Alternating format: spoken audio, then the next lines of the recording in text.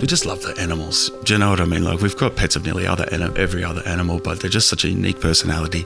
They're excellent to work with. They're amazing, and God's gift to man, in my opinion, as far as meat production. This is The Crackling. I'm Anthony Huckstep.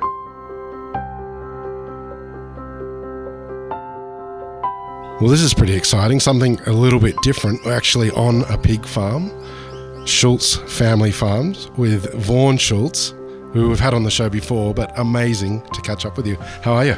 Yeah, good, thanks, mate. Thanks, Huck, for coming up. Appreciate it. Yeah, wow, it's good to see you. I haven't been this rural in Queensland before. It's awesome to get out here and on the farm. Tell us a little bit about what you guys do here. Oh, okay.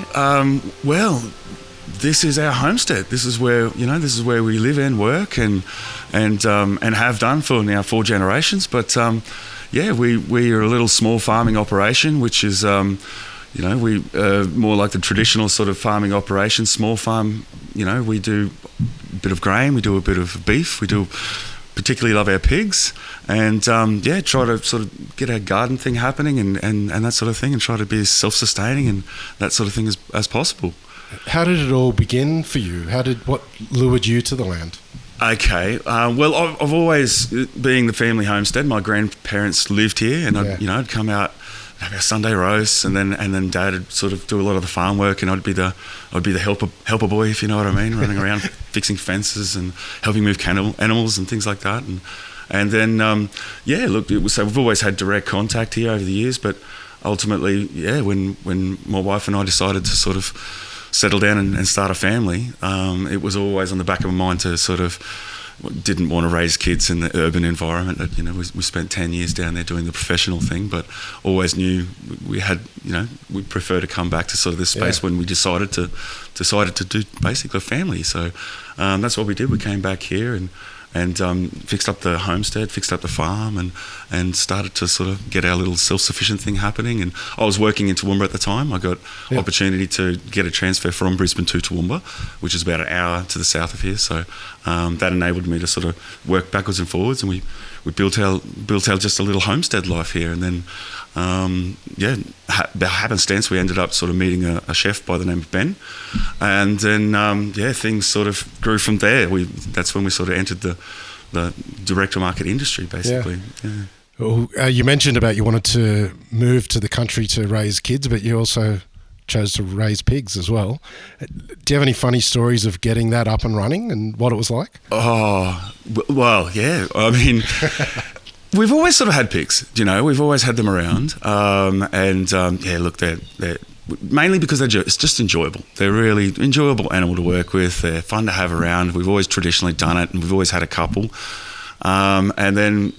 We just happened to get on with the restaurants. They decided they were wanting suckling pigs, which we knew we could do, and was able to provide it to them. And so we kicked off from there and grew and renovated to basically suit their needs and demands. But as far as funny stories go, I mean, you've always got they're just classic rascals. I mean, pigs.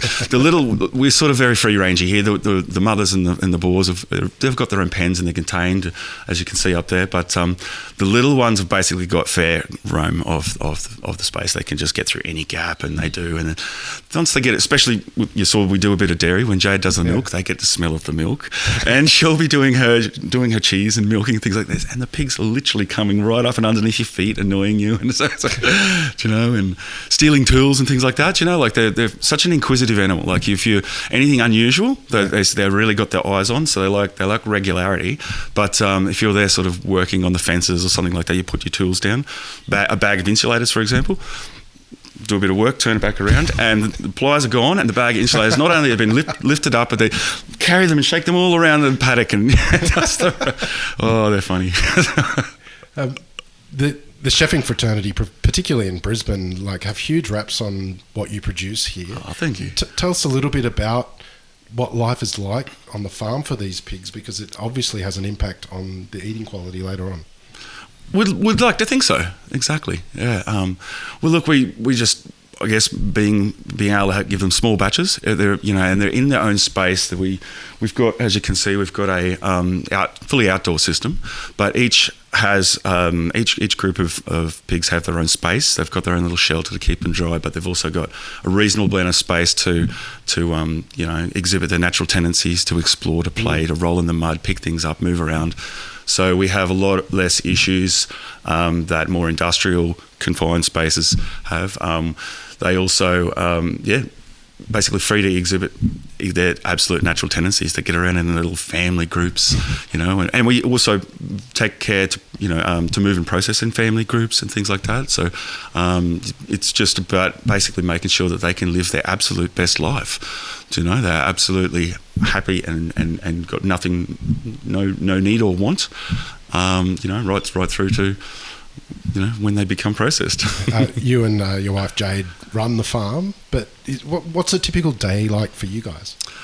Okay, it's very seasonal. So here it depends on what's going on. So as you see, we've got the barley crops in at the moment.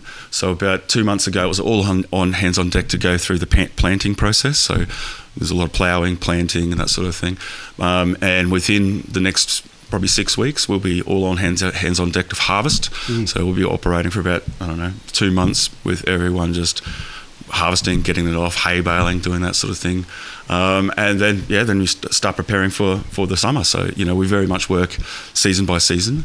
Right now, we're right in the middle of winter, so as you can see, the summer grasses are down, and you're feeding off a little bit of hay. So you've got to maintain the nutrition of the animals. So in the depths of winter, this is sort of as harsh as it gets, and then within a few weeks, the spring starts coming on, and it's about managing what happens next after us. But I mean, there's no set routine, there's no set day in the life of like we this morning, for example, we came up to just double check everything was all right. 1/2 ton of grain on the ground. We're all there shoveling it, picking it up, because the little rascals decided to open up the pit. So tell us a little bit about their diet. You mentioned milk just before. Is that part of their diet? And how have you changed their diet to get the end product that you want? Okay. Well, predominantly grain-based. So pigs very much have a big part of their diet is the carbohydrates.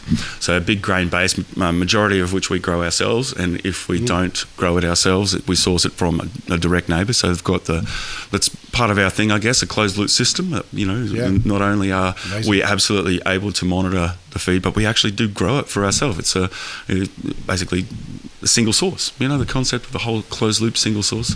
So that makes a big part of it. But nutritional additives, and look, we use a bit of byproduct milk when we've got it going with the cheeses and stuff like that. Save that up for the suckling pigs in particular. They really love it, and look, you can get a pig to do almost anything once you start feeding it milk. They follow you around. You can put grain down, and if they're used to having milk, they put the grain down. They'll go and then come back, and then they'll sit there and wait. No, I'll wait for the milk top up, please. It's amazing. You made the move to come back to the family homestead. What sort of impact has that sort of had on you, and now living on the land and having this farm?